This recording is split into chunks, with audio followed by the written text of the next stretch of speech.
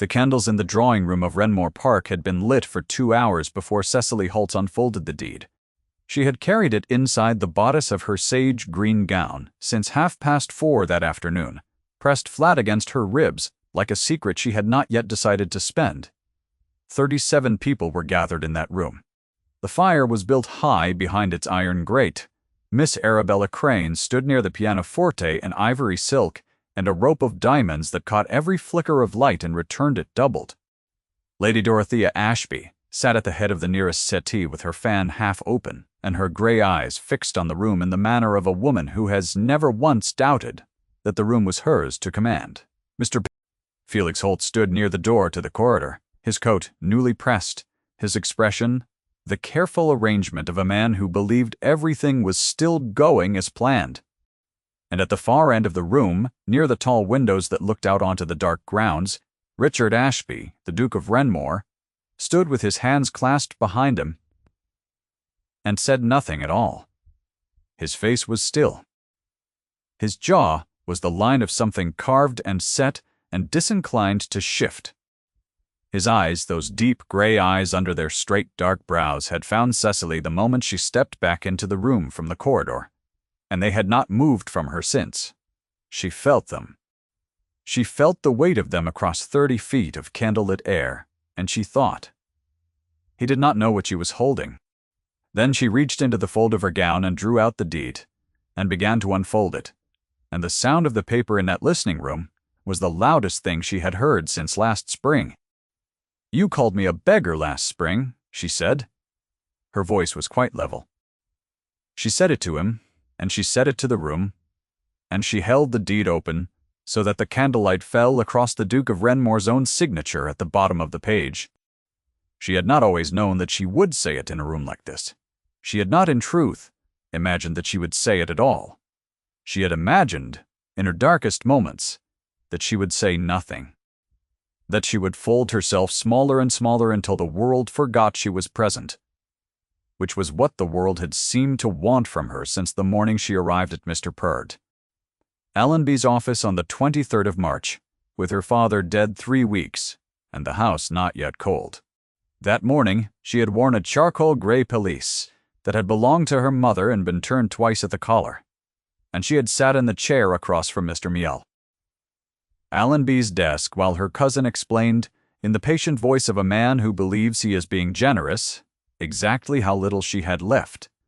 The story that began on that March morning was not a comfortable one. It was hers, and it had led her here to this room with this deed, and she did not intend to apologize for any of it. Her father, Edward Holt, had died of a fever on the 2nd day of March, in the 49th year of his life, when Cecily had been 23 for only 6 weeks. He had been a kind man. He had been an educated man, meticulous about his library, and affectionate toward his tenants, and genuinely constitutionally incapable of managing debt. He had borrowed against Holt House 20 years before, when a string of bad harvests had followed a string of bad decisions, and the lien that resulted had been held, ever since, by the estate of the Duke of Renmore. The late Duke, Richard's father, had held it quietly and never enforced it. Edward Holt had paid what he could, when he could.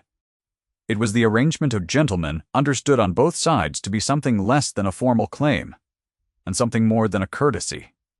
Then the late Duke died, and Edward Holt died, and what remained was paper. Paper and her cousin Felix, who had inherited the entailed portion of the Holt properties, and who had arrived at Mr. Allenby's office on that March morning, with his coat newly pressed and his own assessment of what Cecily was now worth. "You have nothing," Felix had said. When Mr. Allenby had carefully laid out the state of things, he did not say it cruelly. That was what Cecily had found herself thinking. Later in the lodgings, in Bath she could barely afford, she had reminded herself that he had not said it cruelly.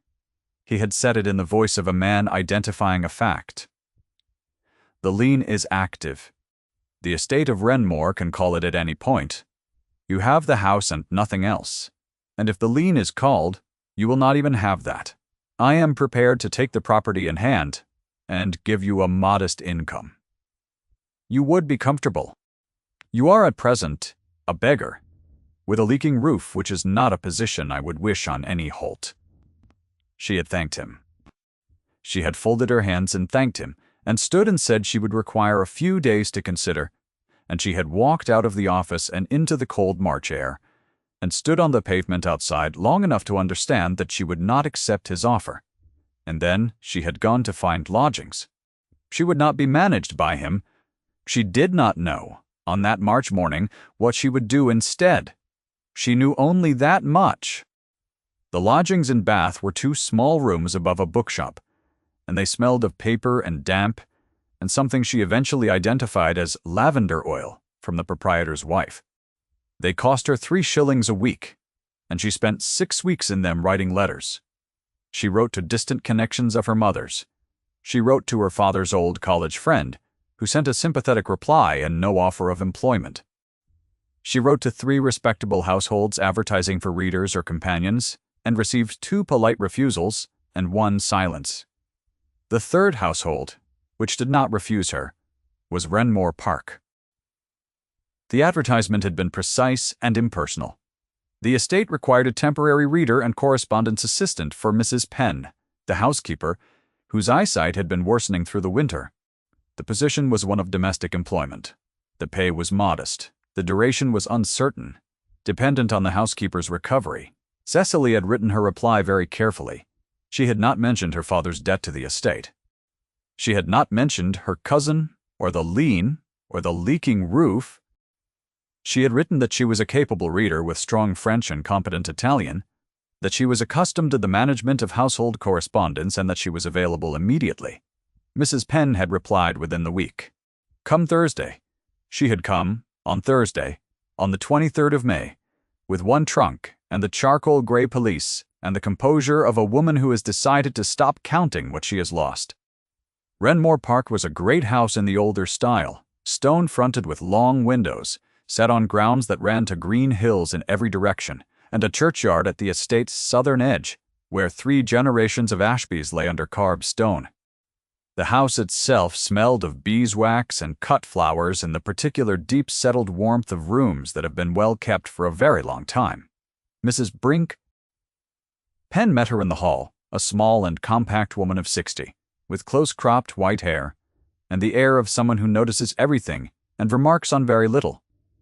"You write a sensible letter," Mrs. Penn said, by way of greeting. "Come in.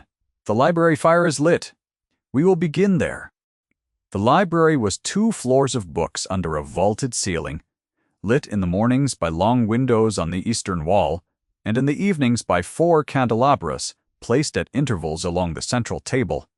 Cecily had stood in the doorway the first morning and permitted herself 1 brief, private moment of recognition, and then she had gone to work. The work was genuine. Mrs. Penn's correspondence was voluminous, and her handwriting, before the eyesight had weakened, had been the precise script of an educated woman. Cecily spent the first 2 weeks learning the rhythms of the house. She learned which letters required formal reply and which required only acknowledgement, which tenants sent reports that needed forwarding to the estate steward, which accounts were kept in which ledgers, and where those ledgers were stored. She did not see the Duke. In the first 2 weeks he was in London, she was given to understand. The house managed itself in his absence with the settled efficiency of a machine that had been running for decades. He arrived on a Tuesday evening in the 2nd week of June, without announcement, dismounting in the courtyard as the light was failing, and handing the reins to a stable boy without looking at him. Cecily saw it from the library window. She saw the set of his shoulders, the unhurried efficiency of a man who is accustomed to arriving without ceremony. She saw the moment he paused before the front door, looking up at the face of the house, with an expression she could not quite read at that distance, something between ownership and obligation. Then he went inside. She did not meet him until the following morning, when she came to the library before breakfast to return 3 ledgers to their shelves, and found him already there, standing at the eastern window with a cup of coffee growing cold in his hand, reading something she could not see the title of. He did not hear her come in. Or if he did not show it. She set the first ledger quietly on the table, and he turned. He was taller than she had expected, which was not a reasonable thing to have expected anything about, since she had not seen him before. He had the gray eyes she would come to know very well, and the dark hair going slightly silver at the temples, and the jaw of a man who had learned early, and at some cost, to keep his face from volunteering information. "You are Mrs. Penn's reader," he said. "Yes, Your Grace. She says you have good French." "Competent French," she said. "Good Italian." Something moved across his face too quickly to name. He looked at the ledger she had set on the table. Then he looked at her again. "Sit down," he said. "I want to go over the April accounts before the steward arrives." It was not a request. He had not meant it as one. She sat down, and they went over the April accounts, and she noticed that he was exact about numbers to a degree she found unexpected, and then, on reflection, sensible. A man who had inherited a large estate from a father who had managed it carelessly would learn to be exact about numbers. It was in the 4th week of June that she found the discrepancy in the older accounts ledger. She had been working through a drawer of bound ledgers from the previous decade, cataloging entries that had never been properly indexed. Penn had mentioned offhandedly that the late Duke's record-keeping had been inconsistent, and that there were entries from that period which had never been satisfactorily explained.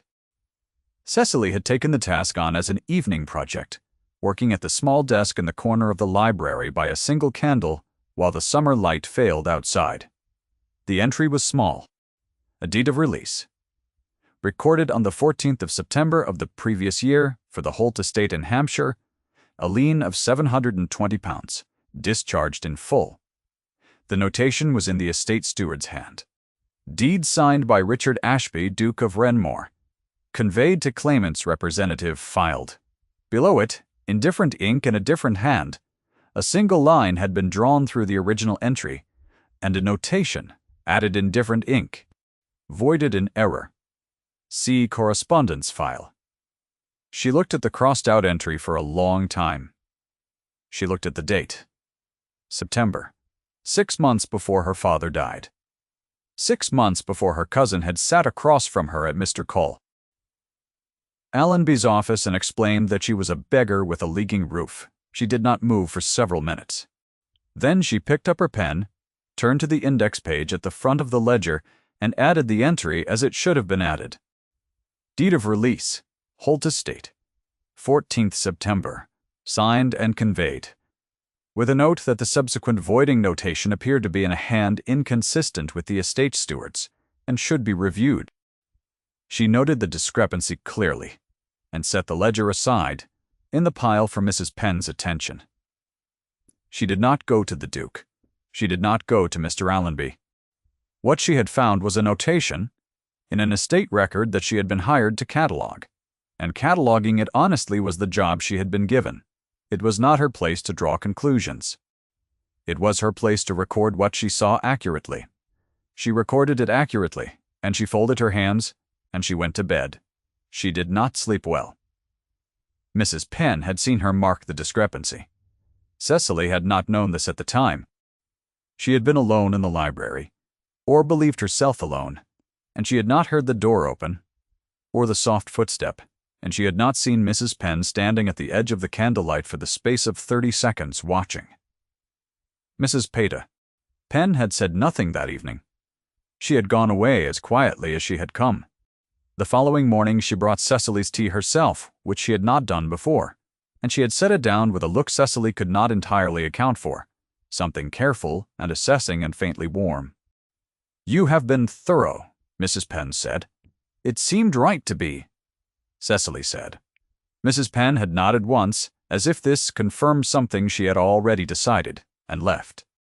The summer deepened around Renmore Park in the way that English summers will when they are being generous, with long, warm evenings, light on the stone at 5 o'clock in the afternoon, the gardens in their best condition. Cecily found herself permitting it, by increments she could not quite map, to matter to her. The library in the mornings. The walk across the east lawn that Mrs. Penn permitted her between the afternoon correspondence and the dinner hour. The way the hills went blue in the late light, the sound of the house settling around her at night. And the Duke, who continued to appear in the library before breakfast, and to say, "Sit down and read that aloud," and "What do you make of this?" in the level tones of a man who had not yet decided what to make of her but was determined not to decide prematurely. She thought he did not see her.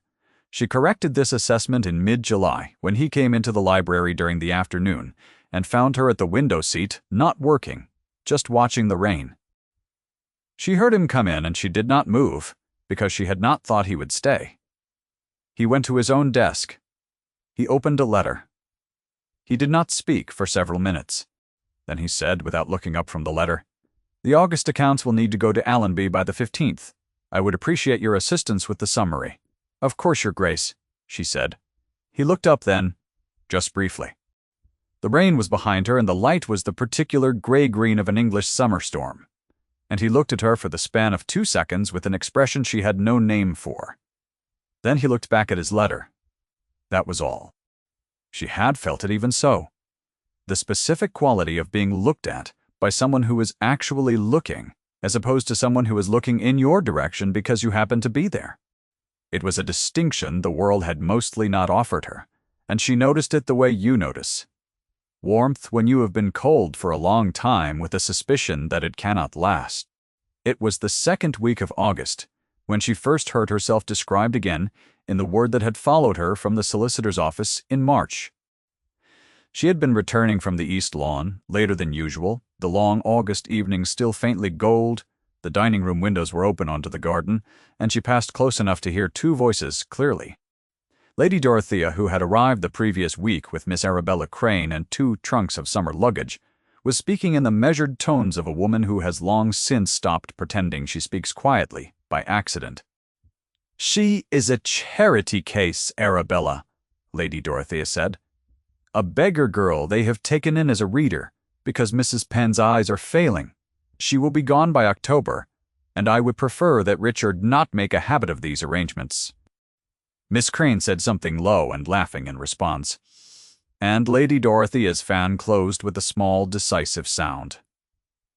Cecily stood outside the window for a moment, with the garden cooling around her, and then she walked on. She went to her room. She sat on the edge of her narrow bed and folded her hands in her lap and looked at the wall. She did not cry, because she had no tears left for this particular species of reckoning. She had been called a beggar in a solicitor's office in March, and she had been called one again in a garden in August, and neither instance had been wrong about the facts, only about what the facts meant. She had no property. She had no family willing to claim her. She had no money beyond what Renmore Park paid her for 45 hours of work each week. These were the facts. Lady Dorothea had stated them. The error in Lady Dorothea's reasoning was the conclusion she had drawn from them, which was that the facts constituted the whole of Cecily. She did not know yet whether she would ever be in a position to say so. She held it, that night, like a small, warm coal in a cold hand. The autumn arrived in September with a sharpness in the air that the house responded to by lighting the fires earlier and drawing the curtains at dusk. Lady Dorothea and Miss Crane had remained. They had been at Renmore Park for 6 weeks, which was longer than Cecily had understood they intended to stay, and the reason for the extension had become clear by degrees. Lady Dorothea had decided that this autumn would resolve certain matters, and she had accordingly organized an autumn gathering, 37 guests of the appropriate quality, to assist the resolution along. The gathering had been announced in a tone of gracious generosity, as all Lady Dorothea's arrangements were. Richard had said nothing about it that Cecily could hear, which was different from assenting, but Lady Dorothea did not appear to register the distinction. The guest lists had come through the library, because everything of administrative consequence came through the library. Cecily had written the invitations in her careful hand and sent them, and had found tucked among the replies a letter from Mr. Gough, Allenby, that she had not been asked to open but which had been left in the correspondence stack in error, and which she had set aside unopened on Richard's desk with a note in her own hand. Received misdirected, have not read. He had come to the library that afternoon, and found the letter and her note. He had stood at the desk for a long moment, reading. Then he had looked across the room at her, where she sat at the indexing table working on the autumn correspondence, and something had moved across his face that she recognized now, because she had spent 3 months cataloging his small involuntary expressions. It was not gratitude. Gratitude was too small. It was recognition. The same recognition she had felt at the window in August, rendered back at her from the other side, and it was over in a moment. And he had said, "Thank you, Miss Holt," in a voice that was level and quiet and entirely unlike the voice he used for instructions. She had gone back to the correspondence without speaking and kept the warmth of it quiet behind her ribs for the rest of the afternoon. It was on the morning of the gathering that Mrs. Penn came to Cecily's room. She knocked very quietly and came in when Cecily called, and she had something in her hand. It was a folded document, sealed once and then unsealed, the wax cracked along the fold. "I have been waiting," Mrs. D. Penn said, "to know what to do with this. I believe I now know." She set the document on the bed beside Cecily's hand. It was the deed of release, the original, not the ledger entry. The Duke of Renmore's signature was at the bottom, dated the 14th of September of the previous year, in the same dark ink she had recognized from the corrected ledger entry. "Where was it?" Cecily said. Her voice was steady. "In the correspondence file your cousin told Mr. Allenby to void," Mrs. Penn said. "There is a file that was mislabeled in the move from the old steward's office. I found it 3 weeks ago, when I was going through the September records to understand your ledger note. I did not know who you were when you first came. When I found the deed and saw the name, I understood why you had noted the entry as you had, and said nothing." Cecily looked at the deed, at her father's name, at the property description, at the sum discharged, at Richard's signature. "He signed this before my father died," she said. 6 months before, Mrs. Penn said. He had spent the first year of his tenure going through his father's accounts and settling the worst of them. Your family's lien was among them. He did not know your father died. He did not know what happened afterward. He was in London from November through March. My cousin received the deed and suppressed it. Your cousin's man received it and wrote to Mr. Nasadenda. Allenby claiming the release was in error, and Allenby, who represents both the estate and your cousin's interests, accepted the claim without verifying it. Cecily sat with the deed in her hands for a long time. She thought of Felix's voice, the flat certainty of it. A beggar with a leaking roof. She thought of 3 months in 2 small rooms above a bookshop. She thought of the charcoal gray police. She thought of the quality of Richard's gaze at the window in August, and then she thought of Lady Dorothea's voice, the garden in August, the beggar girl they have taken in. She folded the deed carefully and placed it inside her gown. She did the deed, the justice then of letting herself feel it fully. Not triumph, not yet. Something quieter than that. The specific sensation of the ground settling under her feet after a very long time of not knowing where the ground was. The gathering began at 6. By 8 the room was warm with candlelight and conversation, and Cecily had moved through it in her sage-green gown close to the walls, carrying a quiet face and an inner state she could feel, but not yet fully name. She had not sought out Richard.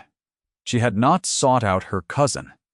She had waited, because she had learned that in rooms like this, the moment comes to you if you are patient enough to let it. The moment came at 8:30, when Lady Dorothea rose from the settee and moved to the center of the room, drawing it quiet around her with the practiced ease of a woman who has organized rooms for 40 years. "I believe," Lady Dorothea said into the attentive silence, "that this gathering affords a happy opportunity." Her fan was open, precise. Her gaze moved to Miss Crane, standing at the pianoforte, fair and lovely, and arranged as though she had been painted there.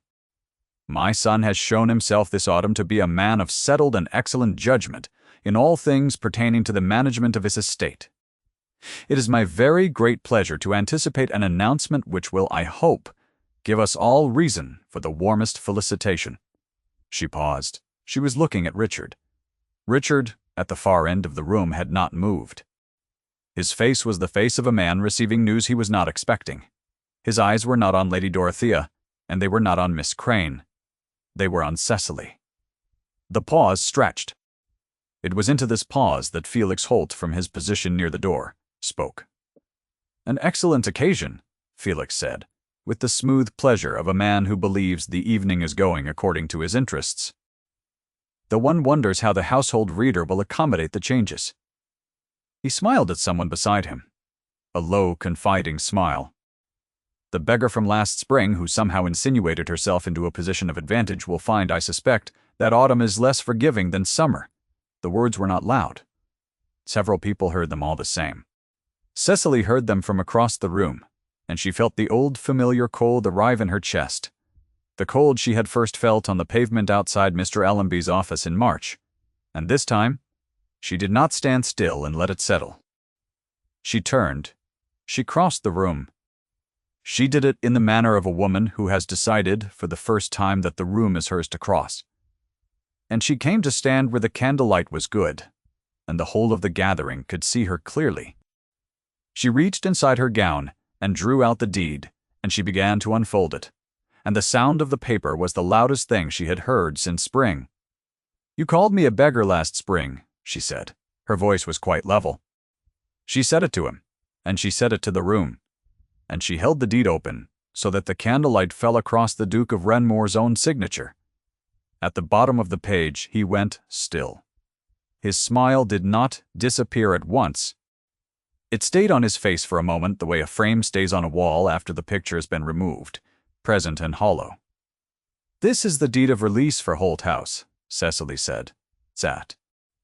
Signed by the Duke of Renmore on the 14th of September of last year. It was conveyed to my cousin's representative. It was then deliberately suppressed, and a notation of voiding inserted into the estate accounts, so that when my father died and I arrived at Mr. Allenby's office, I was told a lien existed that had in fact already been discharged." The room was very quiet. Lady Dorothea's fan had stilled in her hand.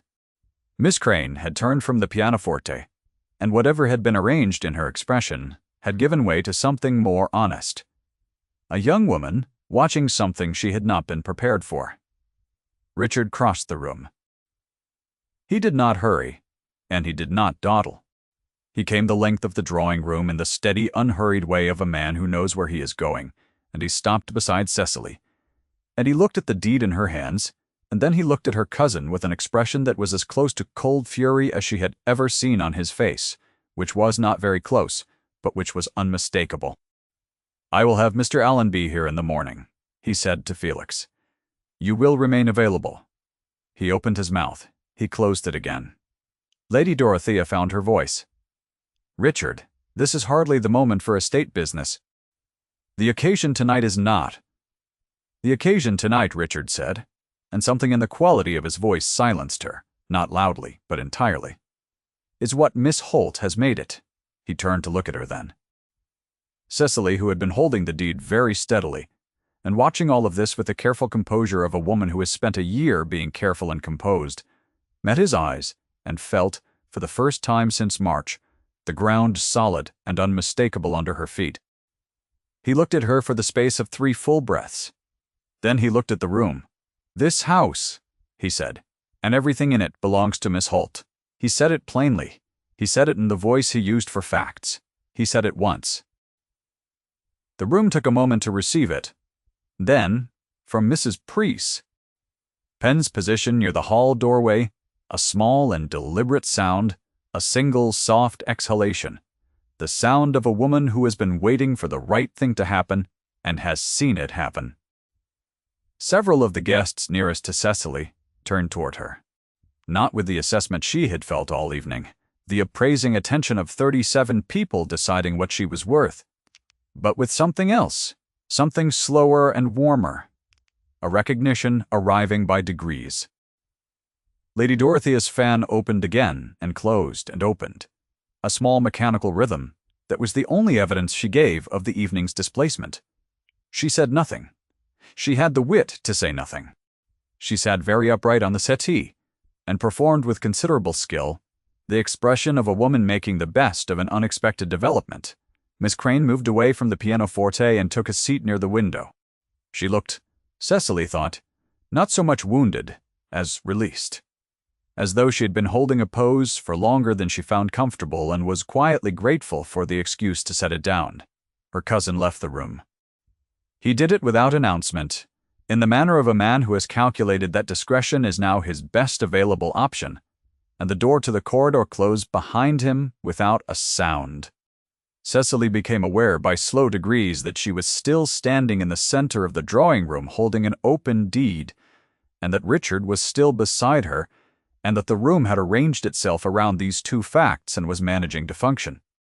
She folded the deed. She did it very carefully, along the original crease lines. "I did not know," Richard said. He said it quietly, for her alone. His voice below the level of the room's resumed conversation. The voiding notation. "I did not know the deed had not been received. When you came here in May, I did not know you were Edward Holt's daughter. Mrs. Penn did not tell me until this morning." "She told you this morning," Cecily said. "She told me this morning. She said she had found the deed in the mislabeled file and that she had given it to you, and that she believed you would know what to do with it." The smallest thing moved across his face. She was right. Cecily looked at the folded deed in her hands. The fire was behind her, warm against her back. The room around them had found its feet again, the quiet hum of 35 people deciding to behave as though they had witnessed something charming and minor, which was kind of them. "Your father signed this," she said. "You signed this." "My father held the lien when he ought to have released it. I signed the release when I found it." He paused. "It was not a kindness. It was what should have been done 6 years before." "I know," she said. And she did. She had understood since Mrs. Penn set the deed in her hands that morning, that this was the shape of Richard's particular grief, the years of quiet correction, the ledger of his father's cruelties worked down entry by entry, never spoken about and never finished. The deed was one entry. She was not an act of charity. She was a debt repaid.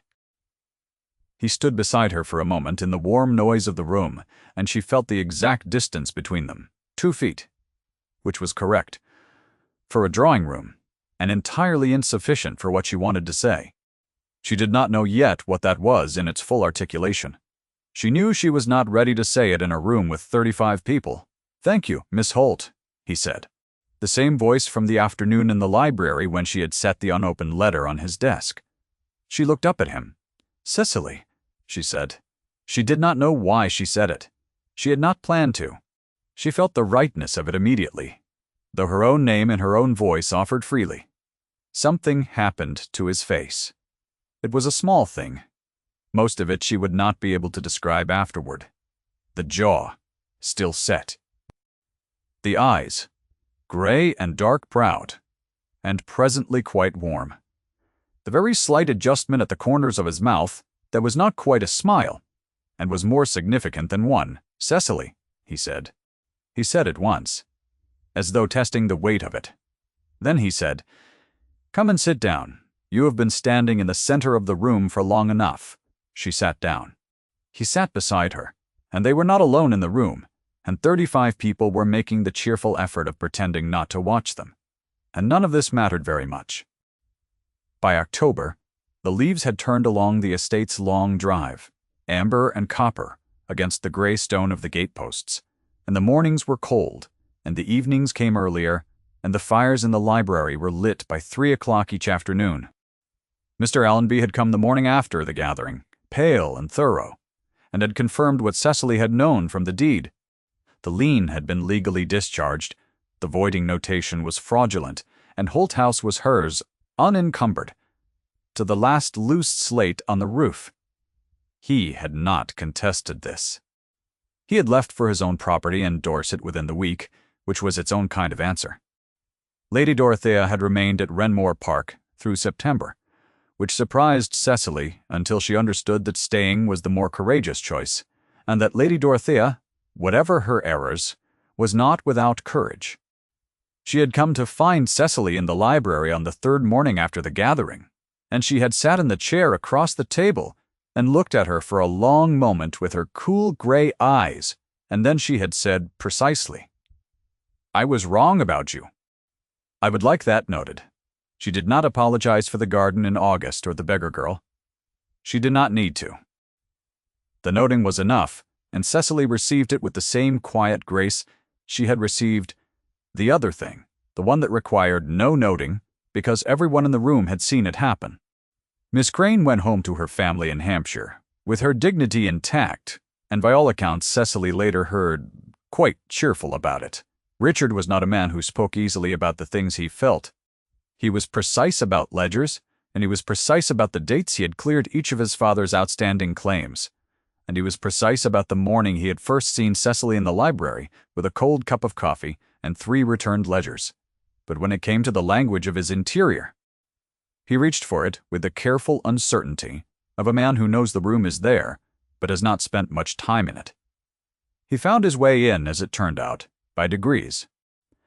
The first was a hand at her elbow in the corridor 3 days after the gathering, when the house was quiet and the fire had burned down in the library, and he had come to return a book and found her there reading. He had held her elbow for the space of a breath, and she had turned, and he had looked at her with the expression she had stopped trying to classify because no word in the available vocabulary was quite right for it. Then he had said, "Walk with me," and they had walked along the East Gallery until the light failed, and he had told her about his father, not carefully, not arranged, but the way a man tells things when he has been carrying them a long time and has finally found someone who can hold the weight. November arrived. The library was warm. The deed of release had been properly filed in Mr. Allenby's new office in the nearest market town, who had taken over the relevant accounts upon the former Mr. Dimber. Allenby's retirement, which had been the polite description of a development that had been neither polite nor precisely voluntary. Holt House had been assessed and found sound beneath its decades of neglect. Plans had been made. They had been made, the two of them. Sitting at the library table on a late October afternoon, with the rain running down the windows, and the making of them had been the most domestic, settled, ordinary hour of Cecily's year, and she had sat very still inside it to keep from disturbing it before it had finished arriving. On an evening in November, very late, with the fire burning low in the library grate and the grounds outside the window going white with the first light snow of the season, Richard sat across from her at the library table, and the deed was between them, and he looked at it, and then at her. "I would like," he said in the voice he used for things he was certain of, "to write your name on this again, in a different capacity." She looked at him. The fire was behind him, and his face was exactly what it had always been, set and gray-eyed and honest in the way that only costs something. And she felt her heart come to a full, complete rest inside her chest, the way a traveler rests when she has arrived. "Pie! Yes," she said. He reached across the table and took her hand, her right hand, her writing hand, with the careful, deliberate warmth of a man who is not going to let go. The snow fell outside the library window, soft and unhurried, on the grounds of Renmore Park. The deed lay on the table between 2 candles, folded along its old crease lines. Cecily Holt's name already written in Richard's hand where it had always, it turned out, belonged. If this story stayed with you, leave a word in the comments for Cecily and the winter she found her ground. Thank you for keeping her company until the end.